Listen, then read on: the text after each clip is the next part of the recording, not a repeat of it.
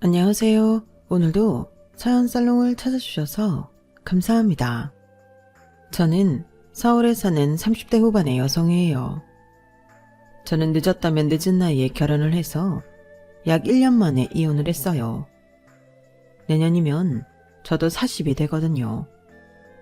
엄마하고 강아지 2마리하고 같이 살고 있는데 제 인생에 결혼은 이제 없을 것 같아요. 진짜 학을 뗀다는 게 뭔지 전 시어머니가 똑똑하게 가르쳐 줬거든요.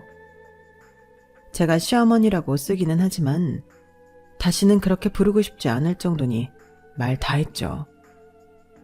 사람을 이렇게 질리게 만드는 것도 쉽지 않은데 그걸 그분이 해내셨네요. 남편은 처음에는 제 편을 드는 것처럼 하다가 언젠가부터는 노골적으로 제 엄마랑 똑같이 저희 집을 무시하더라고요. 그러다가 아빠가 돌아가시고 난 후에 아빠 재산이 있는 게 밝혀지자 아주 180도 변하는데 꼴도 보기 싫더군요. 이미 저는 그들이 아빠 빈소에서 저지르는 만행을 보고 이혼을 결심했었어요. 인간 이하인 것들하고는 빨리 연을 끊는 게 답이잖아요. 그건 결혼을 늦게 했든 일찍 했든 1년을 살았든 10년을 살았든 똑같다고 생각해요. 대체 어떤 일이 있었는지 궁금하실 텐데 그럼 서로는 이쯤 해두고 본격적으로 이야기 시작해 볼게요. 저는 여행 관련 일을 하다가 코로나 때 집에서 좀 쉬었는데요. 그때 엄마의 성화에 못 이겨 소개팅을 나가게 됐어요. 말이 소개팅이지 엄마 지인분이 소개해준 자리라 선이었죠. 거기서 만난 게 남편이었어요. 전 남편이지만 편의상 남편이라고 할게요. 남편은 처음부터 저한테 호감을 표시했고 좀 적극적으로 연락을 해왔어요. 저는 남편 첫인상이 나쁘지는 않았지만 꼭 사귀어서 결혼해야겠다는 마음까지는 없었네요. 코로나 때여서 어디를 가는 게 많이 제한되던 때라 만남이 수월치도 않았고요. 저는 적당히 시간 때운다는 생각으로 그 사람 전화를 받고 영상통화를 하곤 했는데 남편은 꽤나 긴 시간 저와 이야기를 하려고 했어요. 제가 그만 끊자고 해도요. 제가 마음에 드는 것도 있긴 하겠지만 나중에 결혼하고 알게 된 건 남편도 나이 차이가 나니까 누구하고라도 결혼해서 아내가 차려주는 밥 먹고 나가서도 자기 짝 있다 뭐 그런 걸 내세우고 싶었던 거더라고요.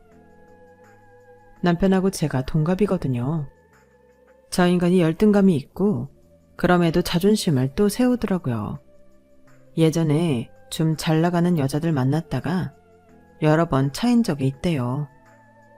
그래서 아예 자기를 거절할 것 같은 어린 여자들한테는 제대로 들이대본 적도 없다네요.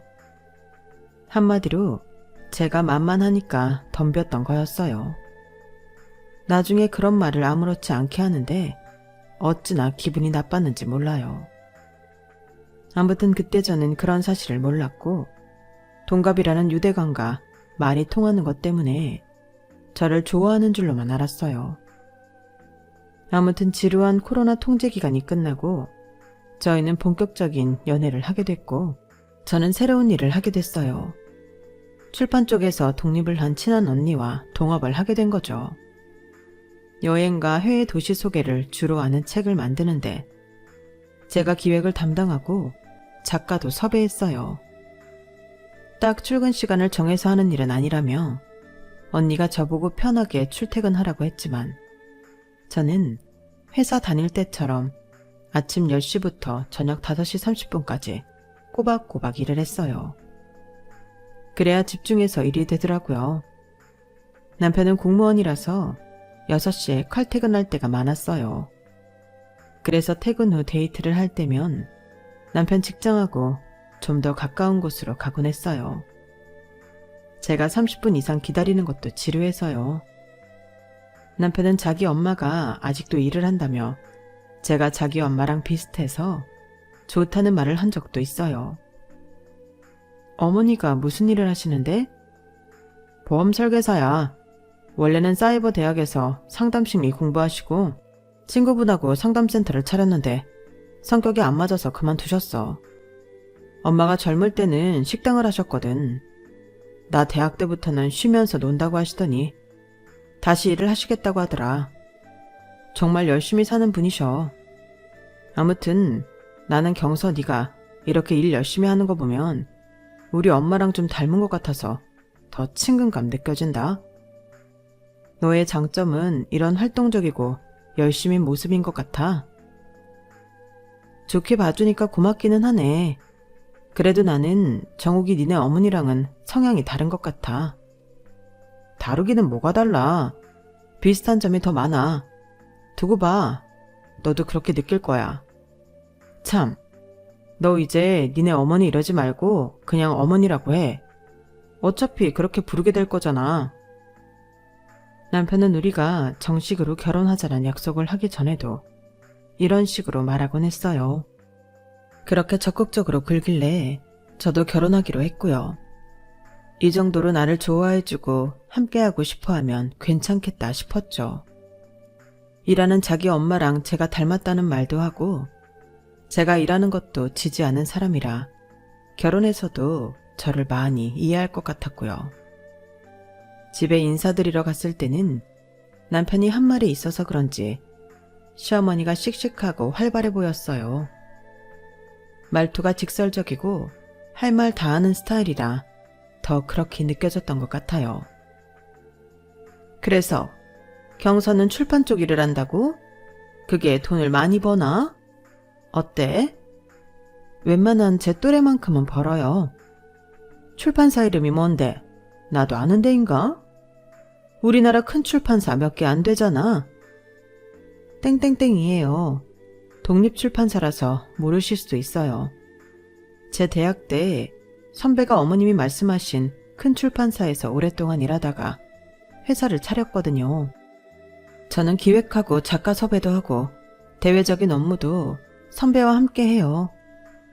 제가 여행 쪽 일을 했는데 선배가 여행 관련 책을 많이 준비해서 시작하게 됐어요. 그럼 돈 더 줘야 되는 거 아니야? 월급에 비해 일이 많은 것 같은데. 그렇지도 않아요. 전에 하던 일이 잡무는 더 많았거든요. 그거에 비하면 월급도 더 많이 받아요. 돈 많이 받는 게 또래 웬만큼 받는 거면 그렇게 돈 잘 버는 건 아니네. 먹고 사는데 지장 없는 건 맞지? 엄마는 그거야 당연하지. 경서가 겸손하게 말해서 그런 거야. 나 돈 잘 벌어요 하면서 잘난 척하지 않을 뿐이라고. 그런 거라면 됐고. 그나저나 니네 회사는 보험은 들어놨니? 혹시 필요한 보험 있으면 나한테 들어라. 그러면 좀 좋냐? 아마 웬만한 건 들었을 거예요. 저도 정확히 확인은 안 해봐서 모르겠네요. 그럼 내가 잘해줄 테니까 보험사를 바꿔보는 건 어때?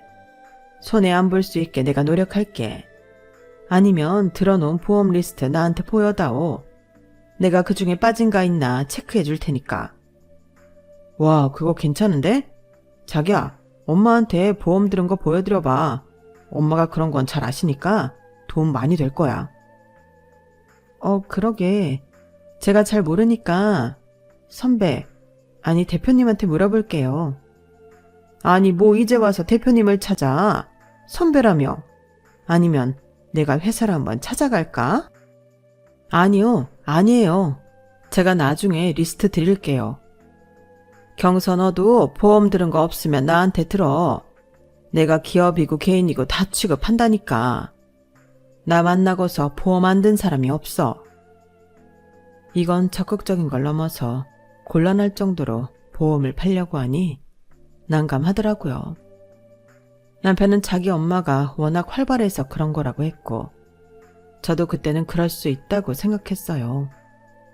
하지만 처음 인사하라고 한 며느리감한테 회사 보험 얘기를 그렇게 구체적으로 늘어놓으니 좀 심하다 싶었어요. 저한테도 보험을 들라고 했고요. 나중에 회사 보험에 대해서 얼버무리며 넘어가려고 했더니 그럼 저라도 보험 하나 들라고 하도 전화를 해대서 어쩔 수 없이 치과 보험을 하나 들었어요. 사실 치과보험은 하나쯤 들어야 되려나 하고 미루고 있었거든요. 그리고 나머지는 보험을 이미 든 게 많고 지금 해약하거나 하면 손해를 많이 보니 나중에 필요한 게 생기면 얘기하겠다며 겨우 빠져나왔어요. 상황이 이렇게 되다 보니 상견례 때 저희 가족한테도 보험을 들라고 할까봐 걱정이 되더라고요. 저희 집에서는 남편이 저를 많이 좋아해 주는 것 같으니 결혼을 허락해 주겠다고 했고, 그래서 상견례 날짜를 잡았거든요. 친정에서 딱히 시댁이나 남편을 마음에 들어 하지는 않았지만 저 좋아한다는 거 하나 보고 믿은 거였어요. 그리고 시댁이 저희보다는 좀 평범했지만 그게 굳이 반대할 이유는 아니라고 생각한 것도 있었고요. 저는 시어머니가 보험 상품 계약에 너무 혈안이 되어 있는 게 좀 걸렸지만 워낙 생활력이 강하다 보니 그렇겠지 라고 애써 피하려고 했어요. 하지만 혹시라도 상견례 때 저희 가족한테 그렇게 보험을 들라고 하면 어쩌나 싶긴 하더라고요. 물론 보험을 들 일이 있으면 저희 가족은 아마 시어머니한테 들려고 할 거예요. 하지만 보험 들 사람이 먼저 말하는 거랑 보험 설계사가 먼저 강요하는 건 문제가 다르잖아요. 저는 남편한테 조심스럽게 말했어요. 자기 있잖아. 어머님 말이야. 혹시 상견례 자리에서 우리 가족한테 보험 들라고 하시지는 않겠지? 저번에 나 처음 만났을 때도 대뜸 보험 얘기 꺼내셔서 솔직히 좀 당황스러웠거든. 자리가 자리니만큼 그날은 그런 말 없었으면 좋겠어. 우리 결혼에 대해 의논하는 날이잖아. 보험 들 일 있으면 나중에 따로 어머님한테 말씀드리라고 할게. 걱정 마. 엄마도 거기서 보험 들라고는 안 하실 거야. 저번에야 네가 집에 왔으니까 편해서 그런 거고 엄마가 보험 얘기할까봐 긴장한 거야? 너 인사 왔을 때 보험 들라고 해서 기분 나빴어? 아니야. 필요한 거 들라고 하는데 기분 나쁠 게 뭐 있어. 근데 좀 당황스러웠던 건 사실이야. 너무 적극적이셔서 나는 우리 가족도 처음 만나는 거니까 그건 좀 안 했으면 싶어서 그래. 그래, 뭐 엄마도 안 그러실 거야. 걱정하지 마. 남편이 저를 안심시켜줬지만 상견례 날에 저는 처음부터 끝까지 조마조마한 심정으로 있었어요. 다행히 식사하고 결혼에 대해 이야기할 때는 그런 말이 안 나오더군요. 그런데 나와서 인사하고 헤어질 때 시어머니가 제 여동생한테 명함을 주더라고요. 보니까 자기 보험 설계사 명함이었어요. 그래도 이 정도면 양호하다 싶었고 동생도 좀 놀라기는 했지만 괜찮다며 별스럽지 않게 넘어갔네요. 결혼식 때까지도 보험 가지고 별 말이 없어서 저도 그거에 대해서는 좀 잊어버리고 있었어요. 그런데 결혼하고 얼마 안 된 후부터 시어머니는 저희 부모님 실버보험을 싹 다 들게 만들었더라고요. 동생도 어떻게 회사까지 알고 가서 결국 보험 2개를 들었다는 거였어요. 저는 너무 민망했지만 가족 모두 괜찮다고 그럴 수 있다며 오히려 제 마음을 편하게 해주려고 하더군요. 저는 그게 더 불편해졌고요. 그런데 시댁에 가는 주말이 되어 갔더니 시어머니가 이렇게 말하는 거였어요. 니네 친정이 생각보다 돈이 없나 봐. 니네 부모님 실버보험 하나씩 들고서는 돈이 없다고 아주 죽는 소리를 하더라 이거야. 내가 민망해서 다른 보험 들라고 말을 할 수가 있어야지. 보험 2개 들고 빠듯해서 힘들다 소리 나오면 대체 생활은 어떻게 하니? 혹시 니들이 생활비 대줘야 하는 거 아니니? 아니야 엄마. 장인어른 연금도 나오고 생활하는데 문제 없으셔. 그렇지 경서야? 저희 집 생활비 보태야 되고 그런 거 없어요. 걱정 마세요. 그럼 니네한테 용돈 받으려고 일부러 앓는 소리 하신 걸까? 니들 양조집에 용돈 보내는 거 다르게 하는 거 아니지? 내가 결혼 전에 말했잖아. 나 혼자고 사돈은 2분 다 살아계시다고. 사돈 더 주는 건 좀 아니라고. 똑같이 보내야 한다고 했잖아. 맞아, 엄마. 우리 그건 합의 봤어. 경서 네가 따로 돈 보내는 거 있어? 아니지? 저는 시어머니 말도 참 별로였고 남편이 저한테 2번이나 저런 식으로 물어보는 것도 기분 나빴어요. 시어머니야, 원래 저런 면이 있다는 걸 알아서 그런지 충격이 덜했는데 남편은 정말 우리 친정을 도와줘야 되는 건지 제가 돈을 더 보내는 건지 의심하는 표정이 가관이더군요. 그냥 내가 돈을 더 주든 말든 뭔 상관이냐고 말하고 싶었지만 그런 거 아니라고 잘 설명을 했네요. 둘 다 우리 친정 경제력에 대해 자꾸 의심을 하니까 짜증이 나더라고요. 신혼 초이고 서로 맞춰가다 보면 이런 일이 없겠지 하고 넘어갔는데요. 남편은 날이 갈수록 사람이 변해갔어요.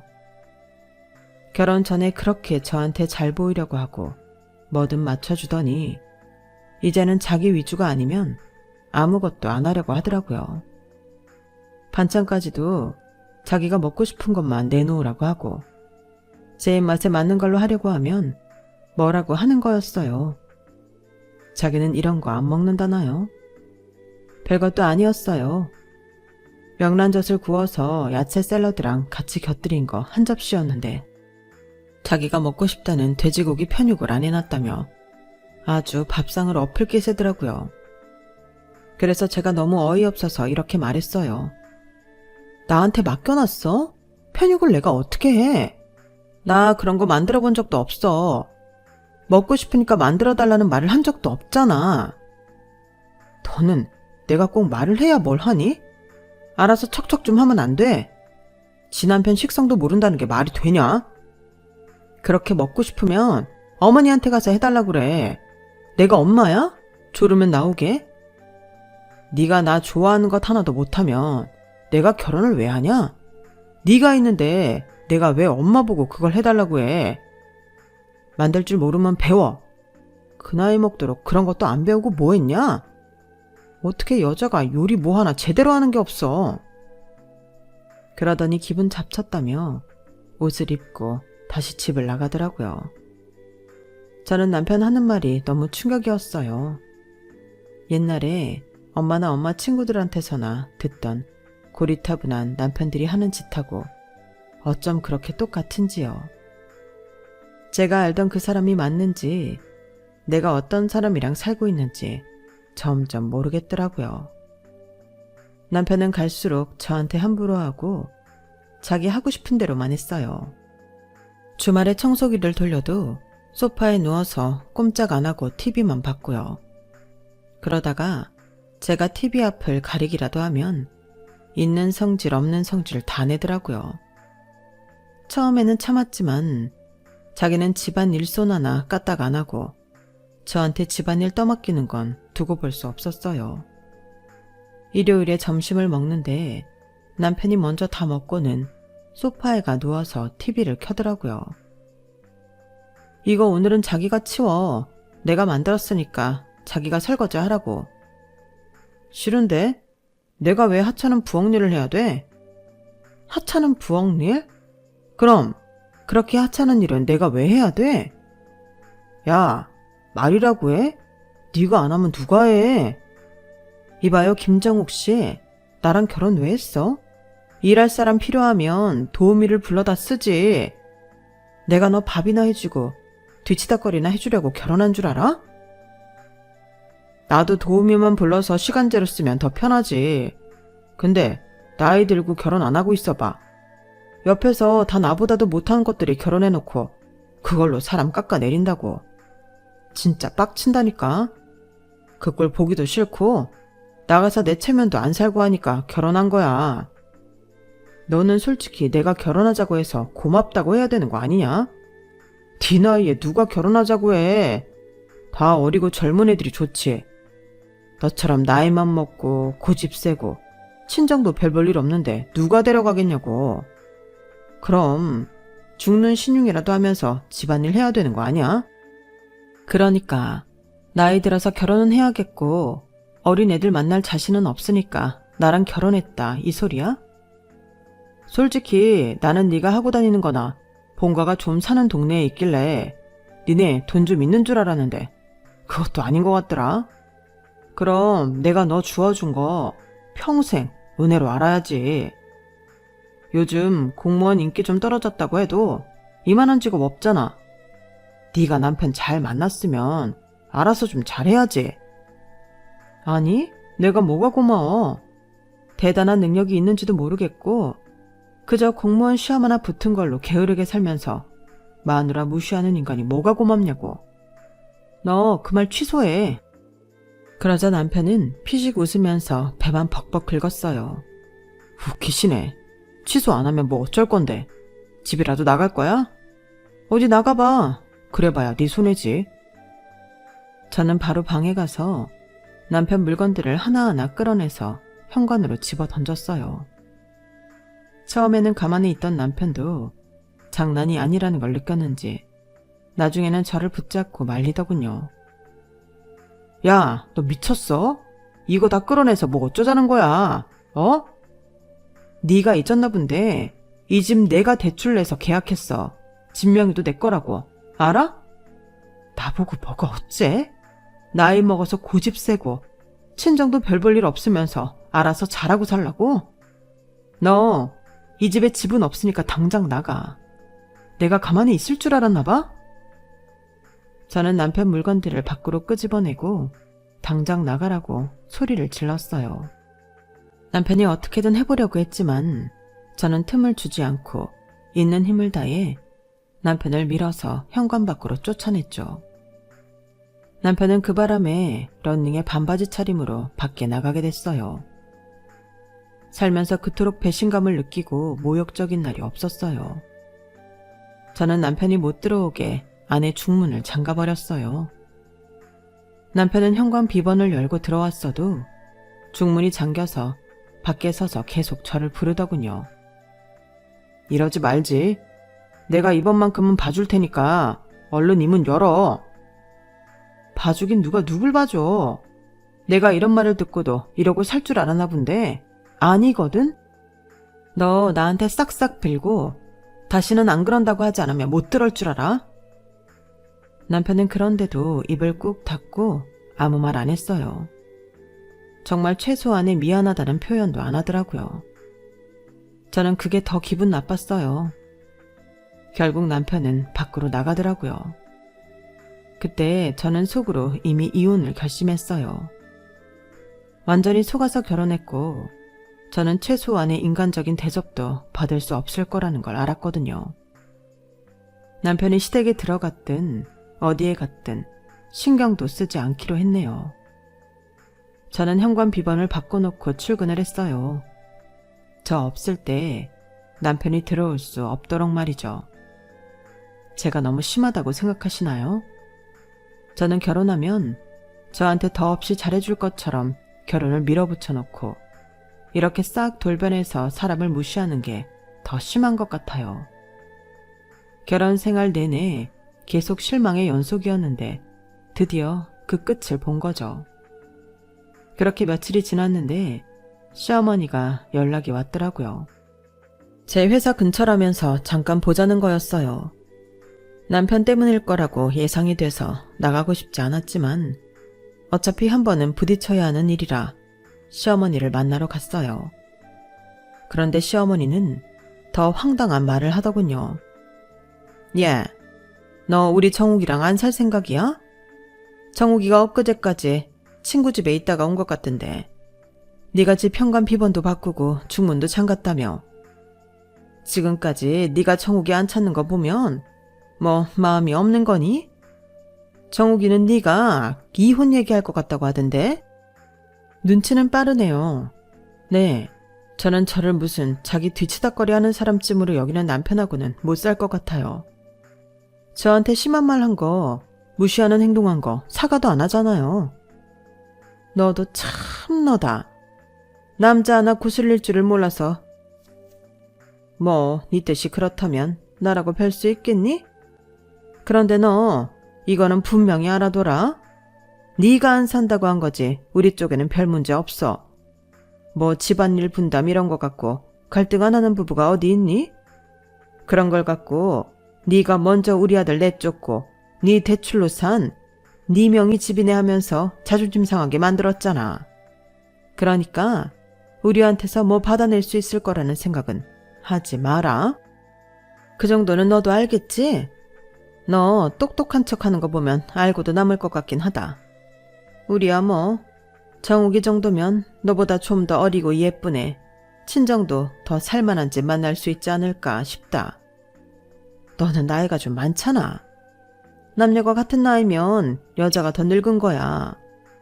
또 하나 말해두는데 니들 이혼해도 니네 집에서 나한테 보험 든 거 해약은 안 된다. 보험 든 지 얼마 안 돼서 해약해봤자 손해야. 저는 그 순간 머릿속으로 빨리 이혼 전문 변호사를 구해서 이혼 소송을 시작해야겠다는 생각뿐이었어요. 시어머니도 남편도 이 정도로 낯짝 두껍고 뻔뻔한 인간들일 줄은 정말 꿈에도 몰랐거든요. 네, 어디 해볼까요? 과연 법원에서도 그렇게 판결을 할지 모르겠네요. 두고 보세요. 사실 저는 얼마 전부터 남편과 대화하는 것도 다 녹음하고 있었고 전화통화도 싹 다 녹음 중이었어요. 남편이 쫓겨다는 날 했던 말들도 다 녹음되어 있었죠. 저한테 대하는 게 너무 심했기 때문에 이런 날이 올 수도 있다고 짐작하고 있었거든요. 하지만 그걸 시어머니한테 말해주지는 않았어요. 만약 저한테 녹음한 게 있다는 걸 알게 되면 어떤 식으로 나올지 모르니까요.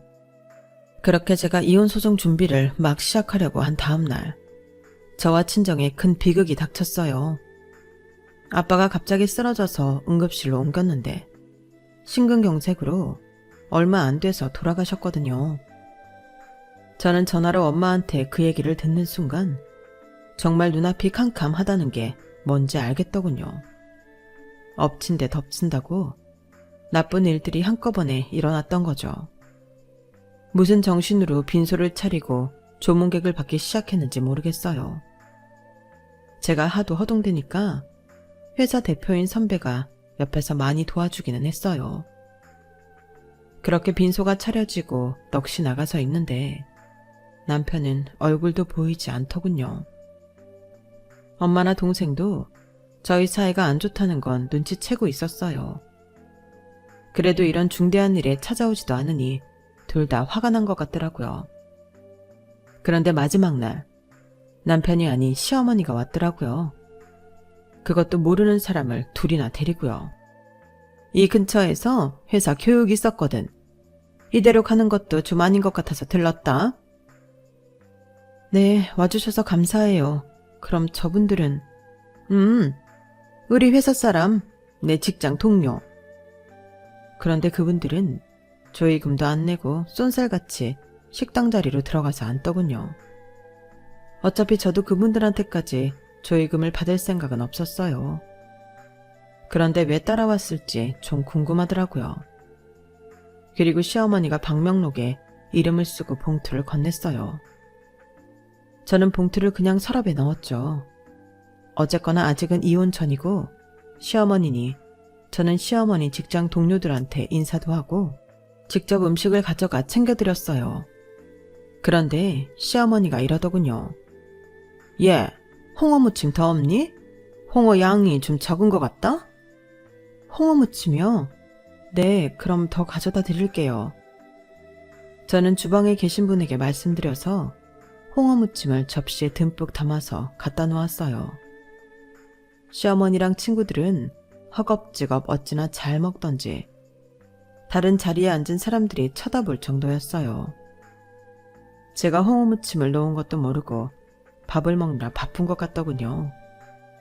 그때 동생이 저를 부르더니 작은 목소리로 이렇게 말했어요. 언니, 시어머니 조의금 얼마 낸 줄 알아? 10,000원이야, 10,000원. 그 말을 듣고 온몸이 얼어붙는 것 같은데 뒤에서 시어머니가 하는 말이 들려왔어요. 여기 오자고 하길 잘했지? 요새 어디 가서 10,000원 내고 이렇게 밥을 먹어. 역시 홍어무침은 장례식장이 최고야. 그 말을 듣자마자 저는 그 자리로 가서 테이블 밑에 깔려있는 종이를 확 빼서 상을 엎어버렸어요. 밥그릇이 날아가고 반찬들이며 시어머니가 그렇게 환장하는 홍어 무침이 바닥에 다 쏟아지고 시어머니랑 친구들 옷에 다 묻고 난리도 아니었네요. 시어머니 친구들은 소리를 지르며 저를 째려봤고 시어머니는 얼굴이 새빨개져서 저한테 손을 올리더라고요. 야, 너 미쳤어? 어디서 이런 못된 짓거리를? 저는 그 순간 시어머니 팔뚝을 꽉 잡고 큰 소리로 말했어요.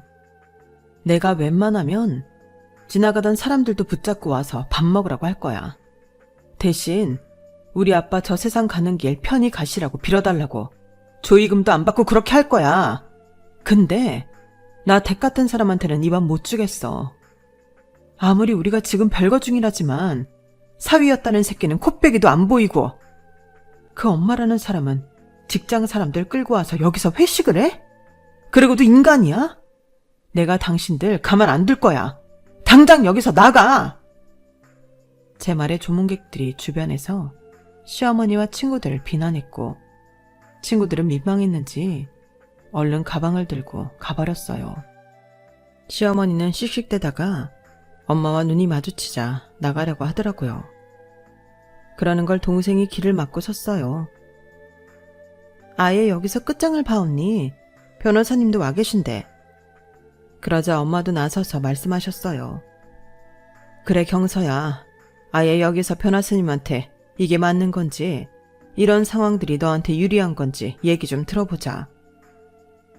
저희가 이렇게 애워싸자 시어머니는 당황해서 어쩔 줄 모르더군요.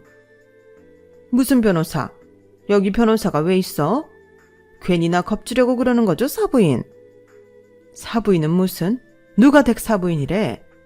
변호사님이 왜 있냐고? 우리 남편이 남기고 간 건물 2채랑 아파트 유언장 있다고 오셨거든. 그 말에 시어머니 표정이 확 바뀌더니 눈동자가 막 흔들리더라고요. 딱 봐도 바로 머릿속으로 계산을 굴리는 게 느껴졌어요.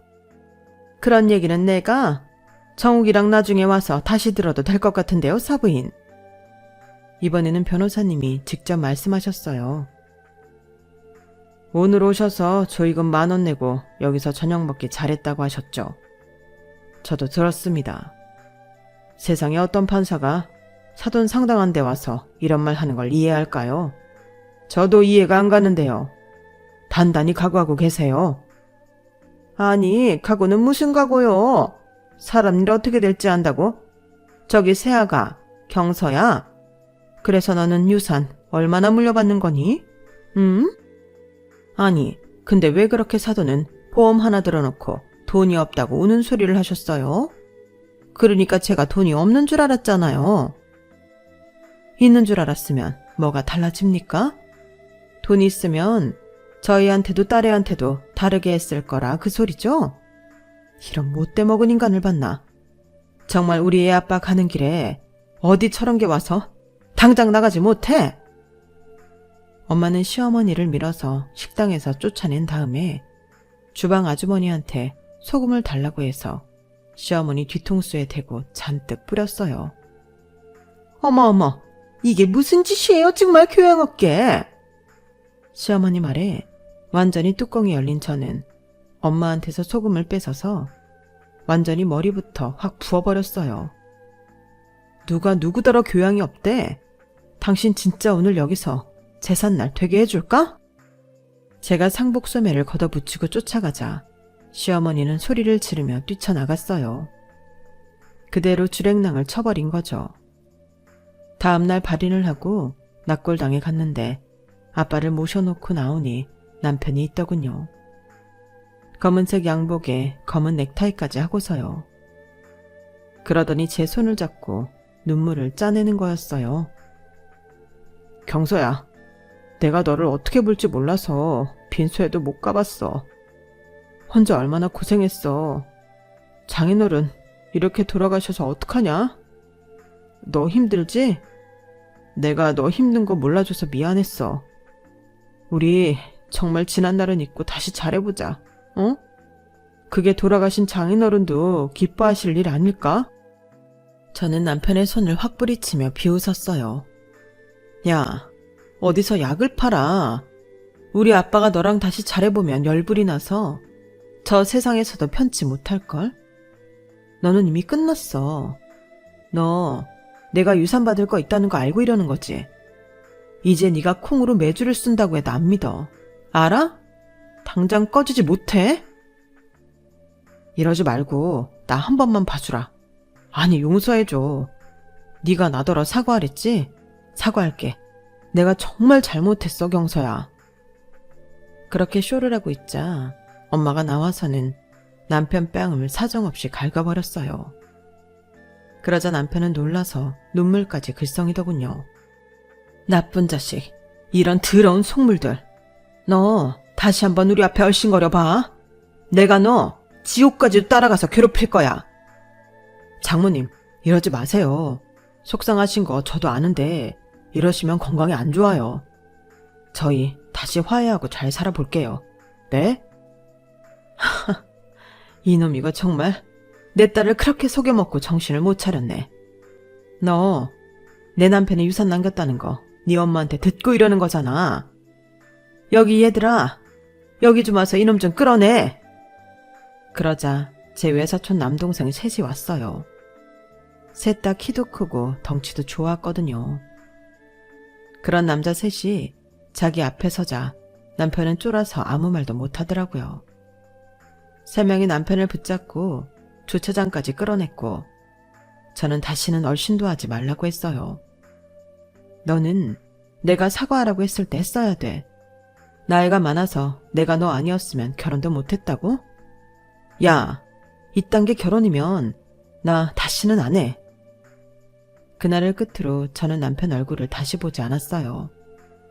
엄마랑 동생은 당연히 보험을 해약했고요. 저도 치과보험 들었던 걸 해약했네요. 손해가 문제가 아니었거든요.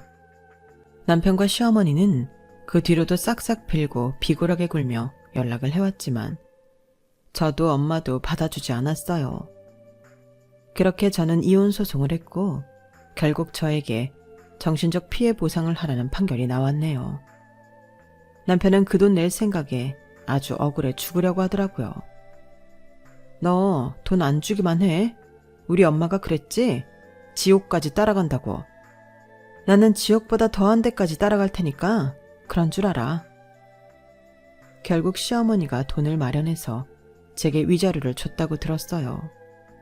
안 줬으면 저는 정말 악착같이 받아냈을 거예요.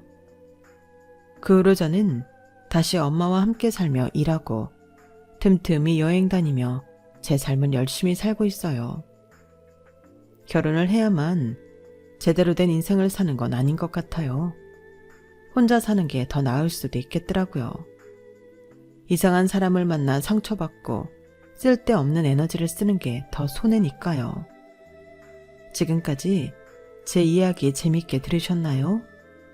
아직 미혼이신 분들, 저처럼 이런 이상한 남자 안 만나시기를 제가 간절히 바라고 있을게요. 늘 좋은 인연들만 만나세요. 지금까지 들어주셔서 감사했어요. 건강하시고요. 여러분, 사연 댓글에 응원과 현명한 조언 부탁드려요. 좋아요와 구독은 저에게 큰 힘이 됩니다. 오늘도 좋은 일 가득하세요.